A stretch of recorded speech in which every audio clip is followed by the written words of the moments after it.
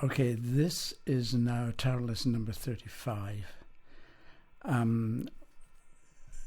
I'd like to say to begin with that I'm on my own here. So if I don't reply or keep you in the dark and don't reply to emails and so on, it's only because I just don't get around to it. If I don't reply at the moment I get the email, then it takes ages to get back to it. I will eventually get to everything, but just so you know, it's not that I'm ignoring you, even though I am. Okay, so at this point I have various ideas circulating in my head, and I hope it'll all come out well. So, okay, so Talis left a comment, and I don't know how to answer it, so I'm going to do this instead, but I will eventually get to that. So, this has to do with, I need a piece of paper here. Okay. This is a horoscope, right? 12 houses, each house representing a different area of life. So this is the first house over here, number 1, and that's the self. And over here is the 7th house, which is other people. So this is you, or the self. And the 7th house represents other people you cooperate with to achieve a common goal, a marriage partner, for instance, or people who try to stop you getting what it is that you want. Open enemies. The 12th is hidden enemies, but that's a different matter. So,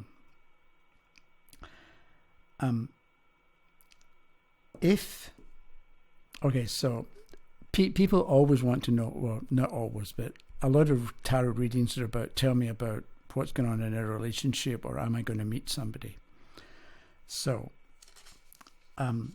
I think it's useful for readers to understand that the horoscope, and this is one reason why it's a good idea to find out what sort of time of day you were born. If it's not recorded somewhere, ask people that you know who were there or thereabouts what sort of time of day you were born. You better do an approximate time of birth, like mid-morning, than I have no idea if it was morning, afternoon, or evening. This is because the sign on the 1st house cusp describes you, and the sign in the 7th house cusp describes the kinds of partners that you will attract. But also, the 1st house is you, and the 7th represents what you're meant to become in life. It's a bit like, this is you now, and that's you in the future. And that's important to know. So this is why we need other people, because they teach us about us, and we see ourselves in other people, and we have problems if we don't recognize that we're seeing ourselves and we think it's just in the other person. Edgar Cayce said, excuse me, the faults we see in others are our own faults. So an example of this is, let's say you drive and you see bad driving all the time, every day. Most of the time it doesn't matter. You accept it, you ignore it. But if one day or one moment you see somebody who doesn't come to a complete stop at a stop sign, and you get really angry, and you hope the police catch them and they get fined and they get their license taken away, and you go overboard with hate or hatred or annoyance about this person, and all they did was not stop at a stop sign. Most of the time you see it and ignore it and let it go. But if it gets under your skin, when you have an emotional overreaction to anything like that, or they don't change lanes without signalling, things like that, when you overreact, that's when you turn the spotlight on you, because you're not as good a driver as you think you are. So if you see somebody not stopping at a stop sign and get really angry, it's because you've been slipping into bad driving habits and you're not aware of it. And that's why you see it in other people. And that's why we turn the spotlight on us if we have enough self-awareness, we turn it on us and update our image of ourselves. So people asking questions about relationships, as you, the reader, keep that in mind, it'll give you a better understanding of what's going on with cards that come up for a relationship question. But, and I say this, I probably ought to repeat it, you're not going to be able to tell people most of the time because people don't want to know.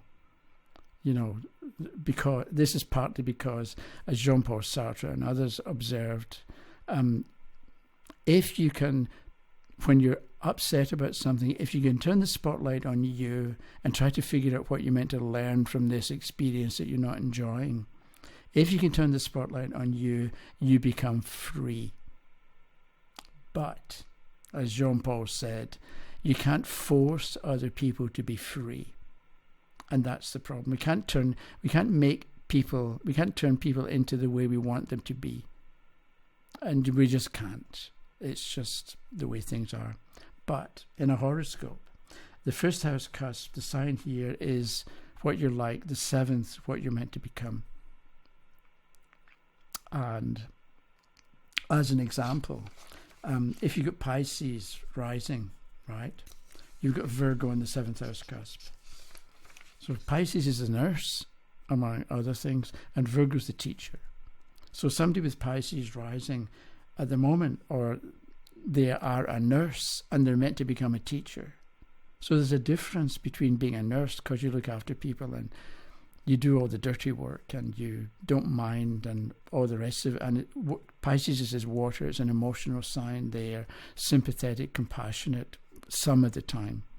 You know, they're not just sympathetic and compassionate, but so they're watery and they're meant to become teachers.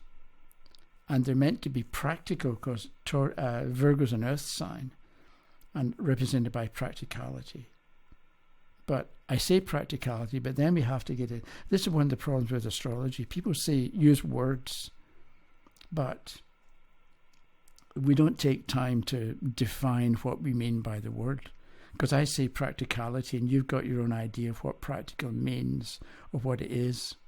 But as an example, people say it's practical to save for a rainy day, right? So you save your money so that when you retire, you've got money to live on.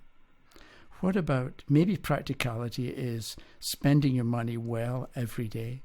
So you could say, okay, I've got the chance to spend $100 on an art class, or I could save the $100 for my retirement. The practical thing is save the money for your retirement.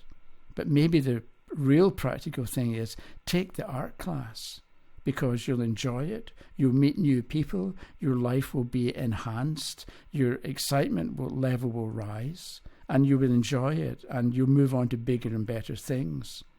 Okay, you're out the $100, but it doesn't matter. So what's I say practical. What does practical mean? And this is one of the problems with astrology is that people use words, but they don't take the time to define what they mean by the particular word. So, back to the tarot. So remember this, that's the self and other people. You and them, or your path in life. So this person with Pisces rising, their path is to go from being a nurse to being a teacher. And it's going to take a long time, probably. But that's their type of path. And it occurred to me, in the light of Talas's comment, maybe what we do is, instead of picking a card for the day, what we do is, this is me now, this is my first house, and this is the seventh. This is what I'm going to become. And at the moment, I'm the Four of Swords reversed. In the future, I'm going to be the Five of Swords reversed. Sometimes, this may be this morning and this is this afternoon. Or this can be Monday and this is Friday. Or this can be this month, next month, this year, next year. We don't know. We're not automatically coming up with a time period.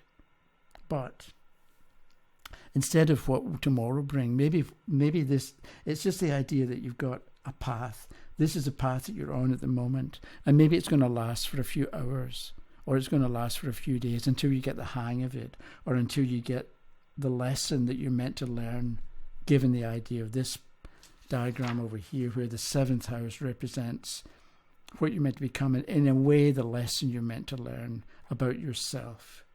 So the Four of Swords reversed. For now,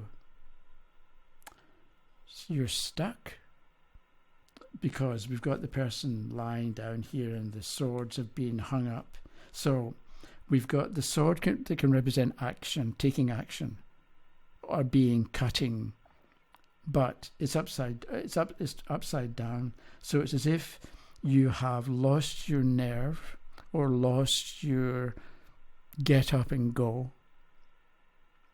You know, you get up and go, got up and went and left you behind, but you've got little energy.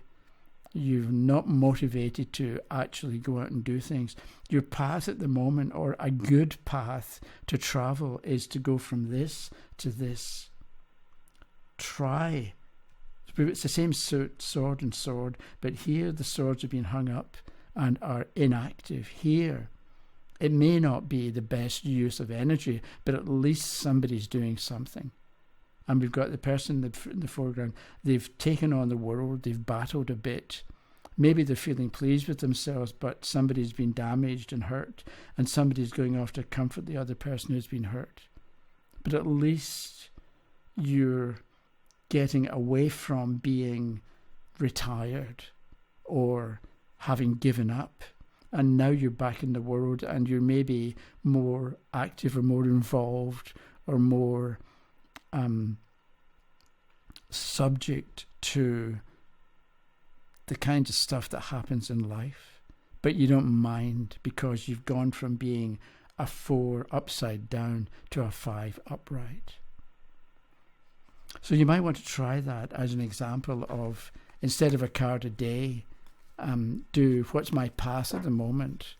And as I was wondering about this earlier, I thought maybe if you get a major trump, let's say you get the World as the first card, and I don't know, this 4 of Batons reversed, let's say, for the future. Maybe because it's a major trump for now, maybe it's an indication that the path that you're on is more important, or more significant, or it will have more importance in the future than, let's say, an everyday normal life experience. There's something maybe important about the path that you're on at the moment, or the stage of the path that you're on right now is more important, so pay attention to it. Or if you get the other way around, let's say you get the 4 of Batons and the World. So if this is you now, you're happy, turn your happiness into something magnificent, rather than just be happy and while away the good times. But think about what's next. What can you do with your enjoyment or your positive energy? How can you turn it into something great, or something that will affect the world? Or how can you take it and put it into the world and make it have an impact? So that's what I was thinking at the moment. So today is, I don't know, what's today? Saturday? I think it's Saturday. So I'm back in 3 days. So Sunday, Monday, Tuesday, I'll be back on Tuesday. Thanks for watching, and have a good day. Okay? Bye-bye.